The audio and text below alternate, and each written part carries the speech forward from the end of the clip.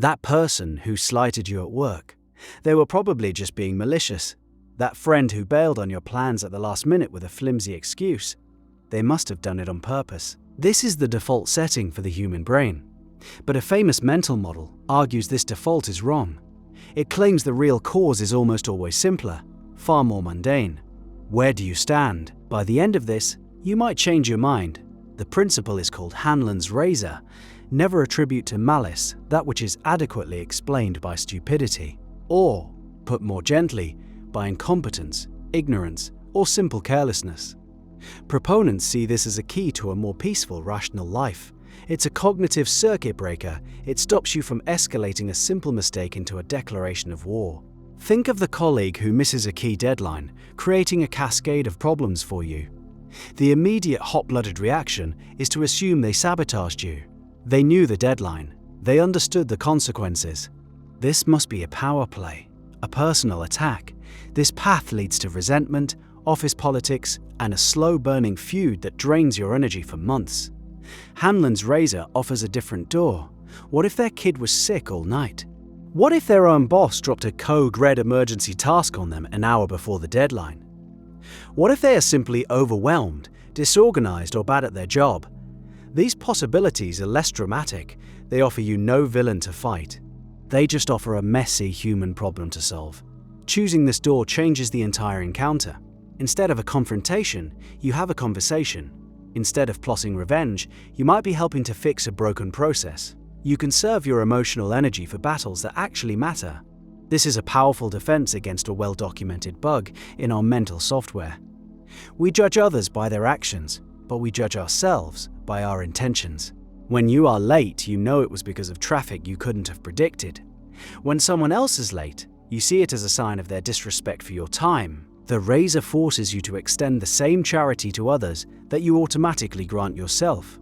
You stop populating your world with villains and start seeing it for what it is. A complex system full of flawed, stressed, and often clumsy people trying their best. The result is fewer conflicts, less stress, and more robust relationships. It's a pragmatic tool, a filter that separates real threats from the background noise of human error. That sounds like a more forgiving, emotionally intelligent way to live. But there's a problem, a big one. Sometimes, the explanation really is malice. Applying Hanlon's razor uncritically is a form of cultivated blindness.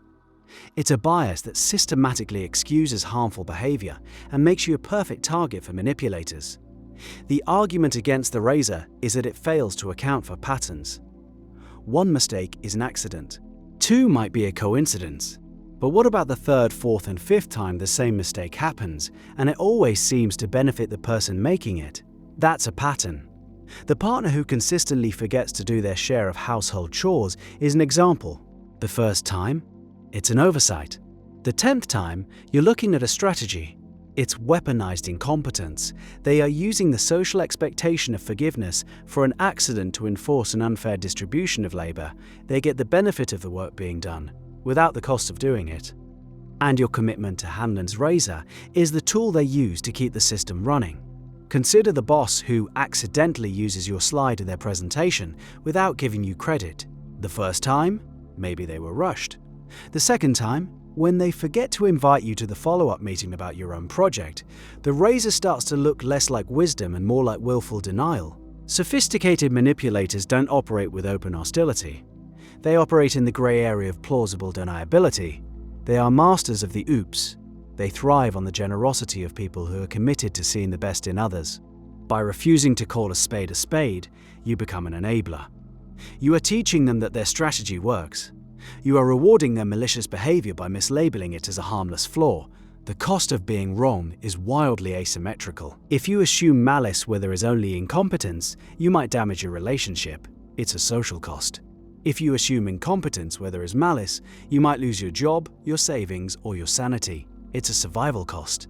The critics of Hanlon's razor argue that it dangerously encourages you to risk the latter in order to avoid the former. It prioritizes social harmony over personal security. It asks you to bet on the best-case scenario, again and again, even when the data starts screaming that you're at a rigged table. If the razor makes you this vulnerable, is the only alternative a life of constant paranoia? The debate frames this as a binary choice. Wisdom or naivete? Trust or suspicion? The truth, as usual, is more complicated. Hanlon's razor is a tool, and like any tool, it can be misused. Its real function is as a first-pass filter for single, isolated events. It is a starting hypothesis, a default setting for when you have one data point. The friend who cancels once gets the benefit of the doubt. It's an anomaly. But the moment a second similar event occurs, you are no longer dealing with an anomaly. You are dealing with the beginning of a pattern. The razor has done its job. Now a different tool is required. That tool is pattern recognition. This leads to a crucial amendment. Never attribute to malice what is adequately explained by stupidity on the first pass. After that, stop explaining and start observing. This reframes the entire debate. The goal is to calibrate your filter. You are a scientist gathering data on the people in your life. The first mistake is a single data point. A data point can become a line, and a line can become a cage. The intelligent application of the razor is knowing when to switch from giving the benefit of the doubt to analyzing the evidence. It's a dynamic process of updating your beliefs based on new information. This reveals the core tension. It's about managing two different kinds of errors. Assuming malice when there is none is a type 1 error, a false positive. The cost is a potentially unnecessary conflict. Assuming incompetence when there is malice is a type 2 error, a false negative. The cost is exploitation and harm. Hanlon's razor is a deliberate strategy to minimize type 1 errors.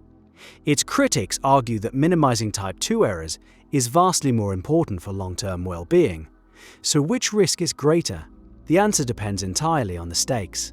If a friend is an hour late for coffee, the cost of a false positive is low. Assuming competence. If your accountant makes a mistake that puts your company at legal risk, the cost of a false negative is catastrophic. You can't afford to assume incompetence. You must investigate as if it could be malicious.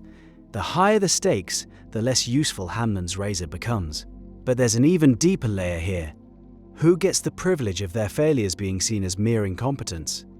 Think about it. When a powerful CEO makes a disastrous decision that harms thousands, it's often framed as a calculated risk that failed, a strategic blunder, an error of the head. When a person in poverty makes a poor financial decision, it's often framed as a moral failure, a sign of bad character, an error of the heart. Research on implicit bias confirms this across race, gender, and class lines.